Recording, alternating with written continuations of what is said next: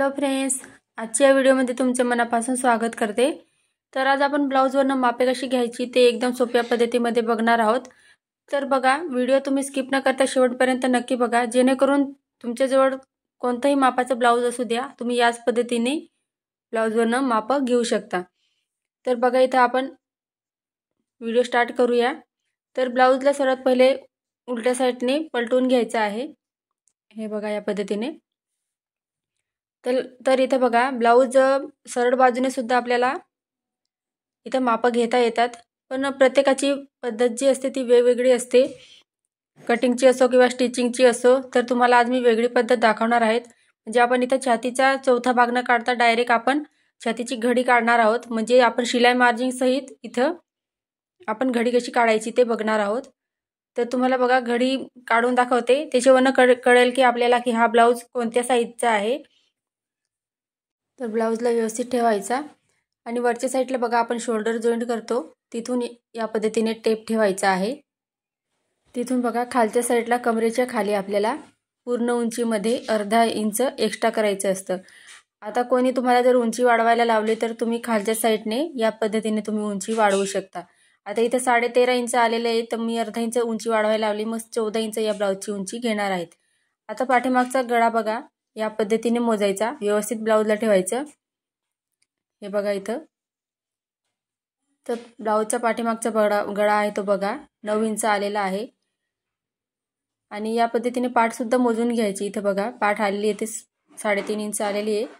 तर या पद्धतीने तुम्ही दोघं माप आहेत ते लिहून घ्यायचे आहे। आता इथं बघा मागचा गळा आहे तो 9 इंच आलेला आहे।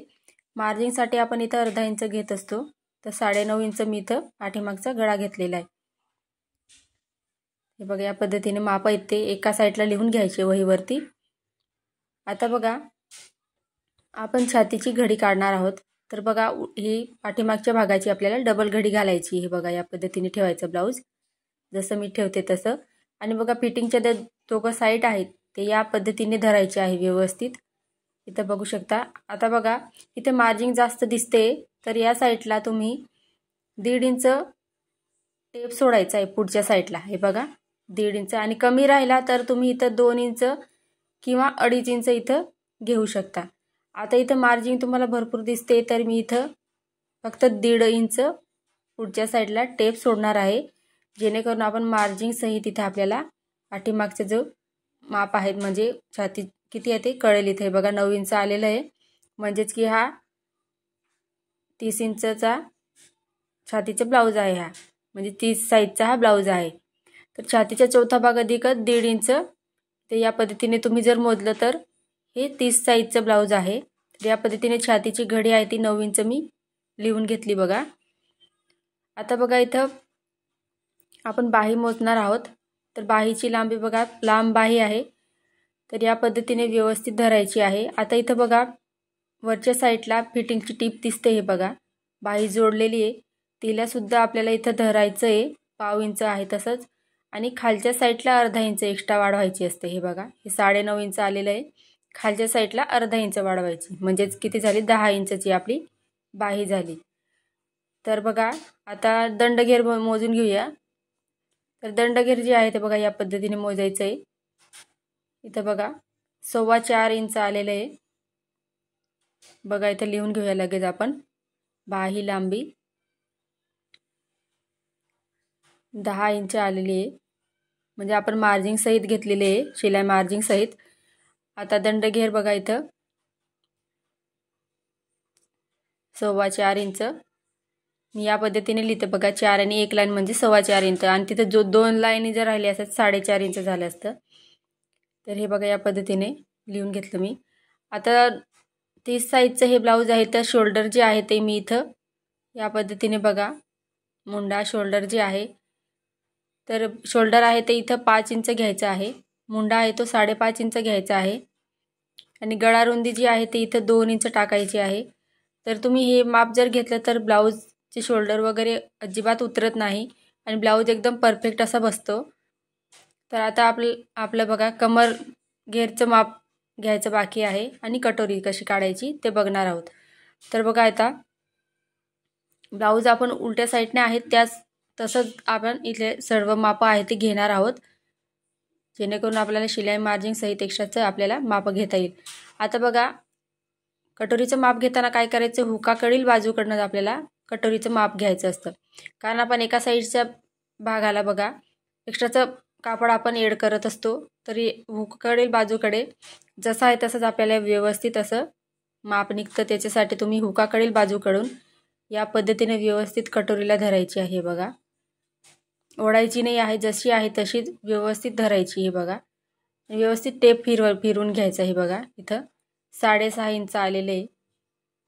तर आडवी कटोरी जी आहे ती आपली 6.5 इंच आलेली आहे. तर इथं आडवी कटोरी 6.5 इंच आली आहे, तर उभी कटोरी त्याच्यामध्ये 1 इंच एड करून घ्यायची असते. तर इथं 7.5 इंच उभी कटोरी येणार आहे आपली. म्हणजे आपली बघा 7.5ची ही कटोरी आहे. हे बघा, लिहून घेतलं मी इथं व्यवस्थित. 6.5 7.5 या पद्धतीने इथं आपल्याला कटोरीचं माप टाकायचं आहे. आता कमरचं माप घ्यायचं बाकी आहे. तर बघा, आता हे 30 साईजचं ब्लाऊज आहे आपलं. लिहून घेऊया इथं आपण 30 साईजचं. तर इथपर्यंत तुम्हाला समजलं असेल तर तुम्ही सुद्धा एकदा नक्की ट्राय करून बघायचं आहे. काय अडचण असेल तर कमेंट करायची. आता बघा, इथं आपण कमरेचं माप घेणार आहोत.